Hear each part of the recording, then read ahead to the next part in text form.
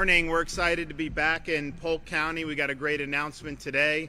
I wish the weather was a little bit better, but that's okay. We've in Tallahassee, like we had a weekend of just almost nonstop rain, and we were down in Palm Beach on Saturday night. It's like perfect, and I'm watching the Arnold Palmer tournament in Orlando. It's like perfect, and we were drowning. So hopefully we get over that today for the rest of the state and get back to the Florida sunshine. I'm pleased to be joined here by Alex Kelly, who's our Florida Commerce Secretary.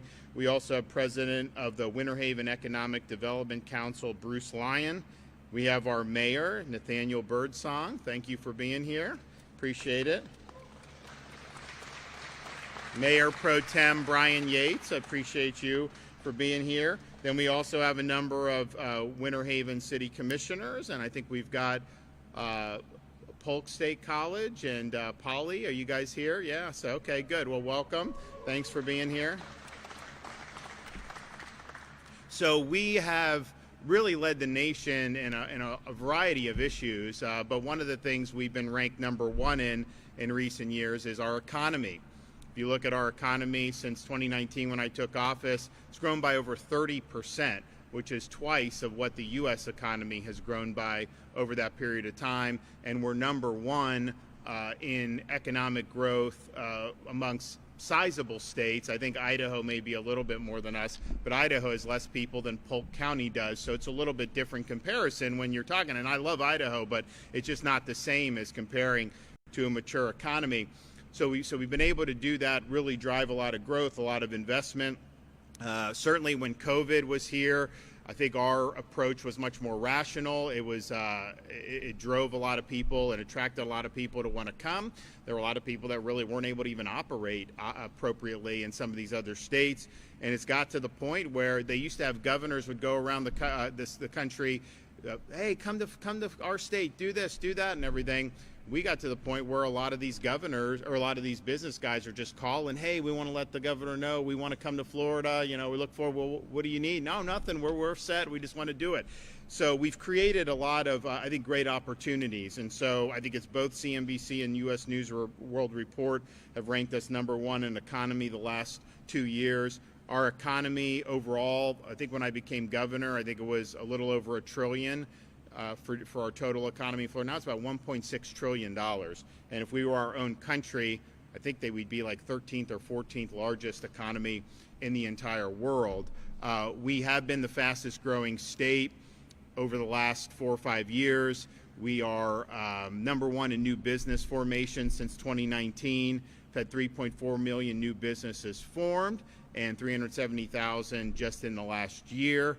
We have done a good job working with the legislature, also utilizing resources like our bond finance agency that does a lot to help reduce Florida's debt.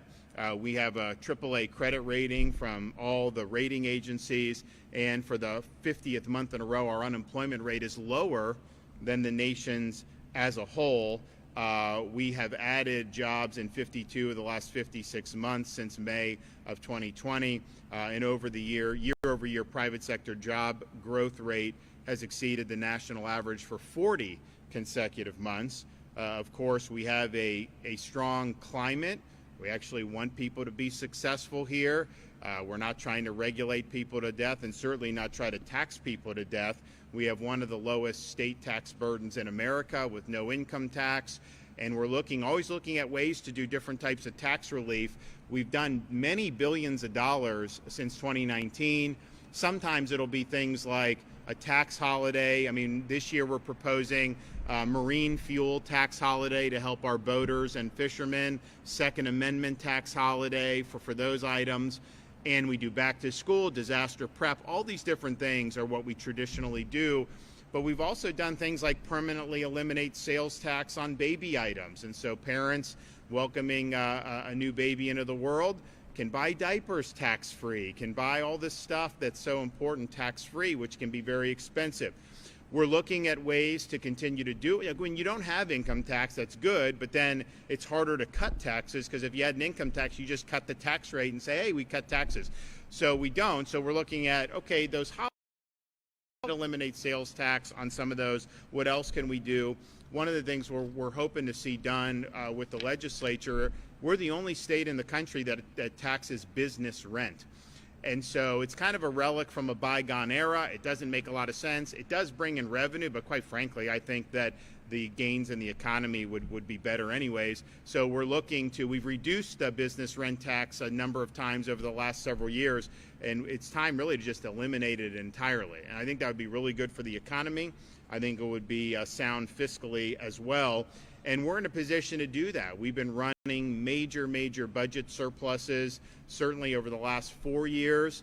We've had, at one point, we just had so much money pouring in, not even through taxing people, just because of the growth and everything happening, that we were like, what are we going to do? And so we were able to cut taxes. We did something called Moving Florida Forward, which I'll say a little bit more on in a second. But one of the things we decided to do is, hey, why don't we really work hard to pay down as much state debt as possible?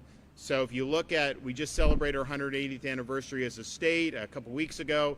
If you look from there in the 1840s to the present, you took all the debt that the state of Florida has accumulated since 2019. We've paid off 41% of that.